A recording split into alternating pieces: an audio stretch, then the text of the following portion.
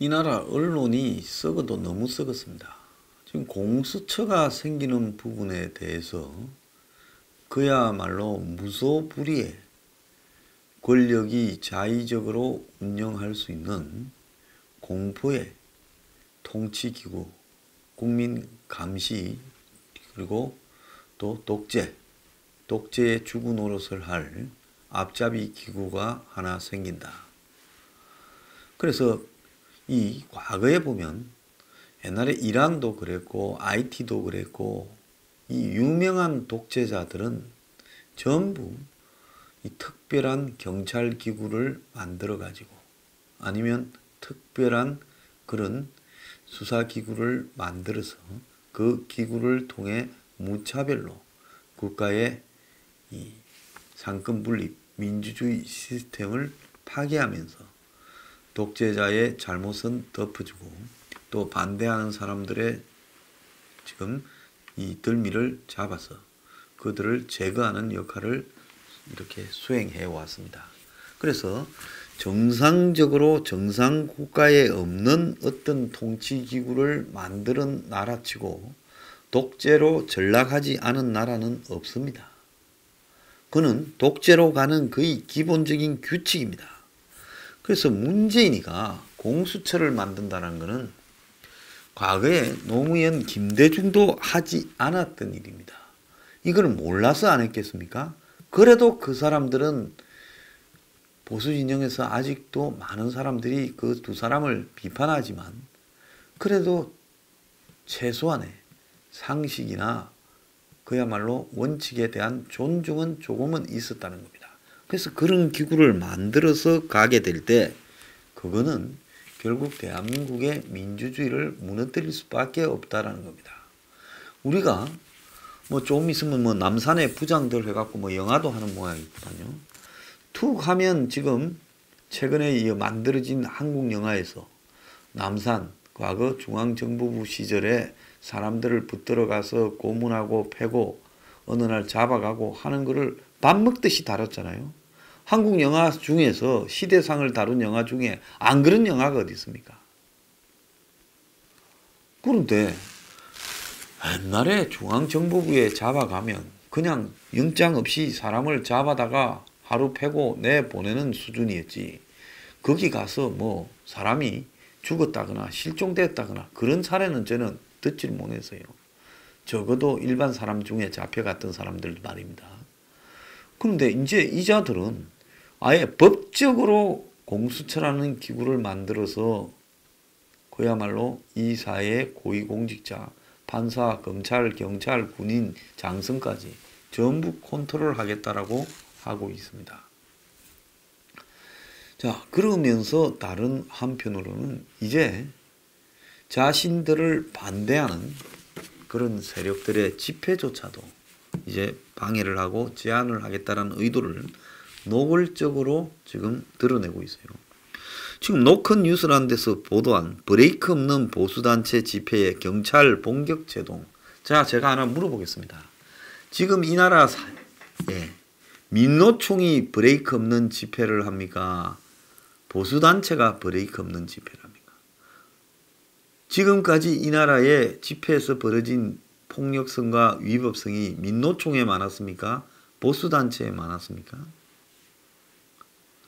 자, 지금까지 참고 있었는데 이제 경찰이 나서서 이제 신이 납니까? 문재인이가 이제 버틸만 하니 경찰이 이제 신이 나서 문한테 잘 보이려고 검경 수사권까지도 조정해서 경찰에 던져준다니까 이제 경찰도 이제 국민을 위한 민중의 지팡이가 아니라 이제 민중의 방망이로 가고 싶습니까? 제가 요즘 집회를 하면서 느끼는 거는 가면 갈수록 경찰이 집회를 통제하는 방식과 태도에 문제가 심각해지고 있다고 느끼고 있습니다. 아니 그냥 적대성을 드러내는 정도가요. 이게 그냥 딱 느껴집니다. 제가 아래 검찰 앞에 갔을 때도요. 한번 보세요. 앵그리 블루 집회에서 여태까지 한 번도 법을 어기면서 집회를 한 적이 있거나 폭력성을 드러낸 적이 있습니까? 저는 왜 제 성격 자체가 집회에 사람 몰아내놓고 그들을 궁지로 몰아넣거나 어렵게 만들 일, 또 폭력적인 일을 안 하려고 하는 것이 기본적인 제 성격입니다. 그걸 다 알고 있으면서도요. 처음에 서초동 그 대검 앞에 가니까 아예 집회가 안 되도록 한쪽 구석에 처박아 놨어요. 저는 우리 집회를 같이 한다는 분들도 다 반성 많이 해야 된다고 생각합니다. 제가 사무실 직원들한테도 뭐라 그랬어요. 그런 정도가 되면 안 된다고 해야지. 제가 올 때까지 그 상황을 다 묵묵히 보고 자빠졌어요. 이러니까 보수가 죽어다 깨어나도 안 되는 겁니다. 아니 집회를 장소를 허가를 받았으면 그 허가받은 장소 안에 범주가 대충 어디라고 몇 메다 꺼서 확정한 게 아니고 그 안에서 어디서 할 수 있으면 최대한 집회를 하는 사람들이 편하게 빨리 하고 가도록 해줘야지. 집회 장소를요 구석에 짜가르 가지고 한쪽 골목 안에 처박은 모양으로 그러면 플래카드 때문에 서로가 마주 볼 수도 없는 상황으로 만들어 놓고 그리고 경찰차를 거기 밑에까지 바짝 대고 집회차를 그 입구에 대놨어요. 그것 때문에 40분 연장된 거 아닙니까? 그런데 그런 짓을 갖다가 예사롭게 하고 또 그것뿐입니까? 검찰의 방호실장분하고 이야기 좀 하겠다는데 경찰이 끼어들어가지고요. 그런데 거의 말하는 태도부터 반말 찌끄리 비슷하게 하고 고압적이고 거칠어졌어요. 그래서 제가 화가 나서 너들 빠져라고 했어요. 내가 너들하고 이야기할 거냐. 내가 오죽했으면 그날 욕까지 섞어서 했습니다. 이게 왜 뭡니까? 내가 위반하면 책임져야고 법적인 처리를 받아야 되겠지만은 위반하지 않았는데 왜 경찰이 거짓거리를 하냐는 겁니다. 그런데 지금 경찰이 청와대 앞에 지금 노숙 농성을 벌이고 있는 범투번 정광훈 목사 그 조직에 지금 집회하고 있는 부분을 1월 4일부터 집회를 하지 말라고 통보를 했다는 겁니다. 그 사유가 그 옆에 있는 맹인학교 학부모와 주민들이 법적인 요건을 갖춘 탄원서를 제출해 금지한다고 이렇게 말을 하는 겁니다. 그래서 주민들이 옆에 학교에서 항의하니 너네들은 집회할 수 없다. 이 전형적으로 과거의 구실을 잡아서 민주주의에서 보장된 권리를 탄압하는 짓거리를 지금 경찰이 하는 부분입니다. 자, 과거의 좌파들이 이 장소 주변에 효자동하고요. 청와대 담벼락에서 직선거리 100m에 해당하는 이 청와대 사랑채 앞 집회를 과거에 민노총에게는 예외 없이 허용해서 2개월 동안 민노총이 노숙 농성을 벌였고 그런데도 방치를 했습니다. 그런데 이번에 이제 범투보는 지금 그걸 빨리 치워야 되겠죠. 그리고 총선 분위기로 몰고 가야 되니 그 청와대 앞에 노숙하는 사람을 치우겠다라는 의지하에 서울청장이 어제 기자 간담회를 가지고 1월 4일부터 청와대 사랑채 앞 효자동 파출소 인근에서 집회하지 말라고 금지 통보를 했다. 이렇게 밝혔습니다. 자, 범투보는 잘 아시다시피 개천절 집회부터 해서 그 앞에서 장기 노숙 투쟁을 하고 있는데 지난 25일에는 인근 주민 민원을 이유로 오후 6시부터 다음날 아침 9시까지는 야간 집회하지 말라고 했어요. 그러다가 이제는 아예 집회를 1월 4일 이후에는 하지 말라고 이야기를 한 겁니다.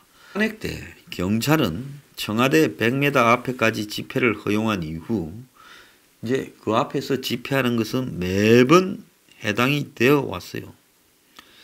자, 그럼에도 불구하고 인근 주민들의 피해와 탄원서를 핑계대어 가지고 이제 집회 제한을 갖다가 하고 있습니다. 탄핵 때는 횃불까지 들고 그 앞에까지 갔어요. 그런데 이제 주민들 동원해서 이걸 하지 말라고 이야기를 하고 있습니다. 자, 그래서 이 모든 것들이 다 뻔하지 않습니까? 언제 경찰이 주민들 이야기를 듣고 지금 집회나 이런 부분에 대해서 자신들 입장을 반영을 합니까? 그 필요할 때만 주민들을 동원하는 거죠.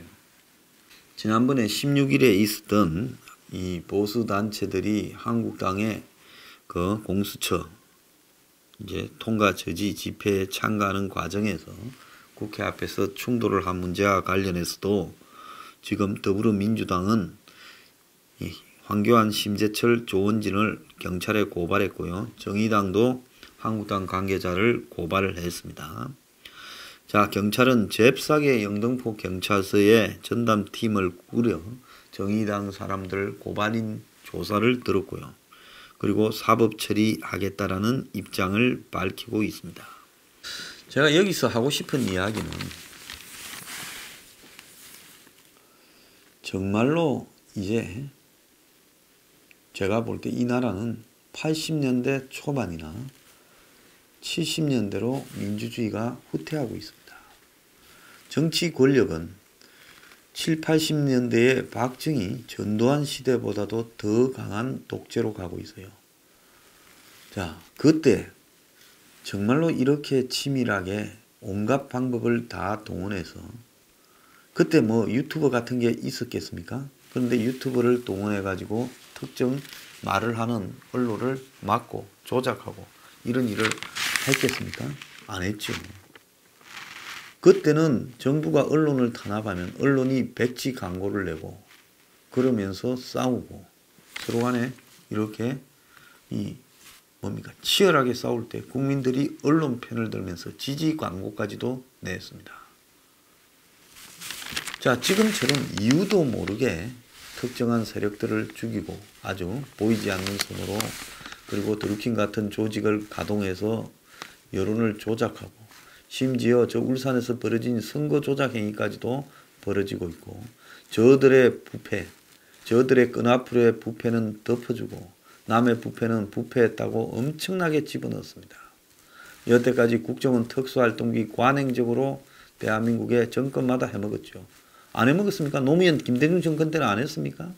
근데 이제 그걸 가지고 숱한 역대 국정원장이나 관계자들을 처벌해놓고 저들은요 지금 국가 예산을 어떻게 쓰는지 알려고 하지도 말라는 식으로 밀어붙이고 있습니다.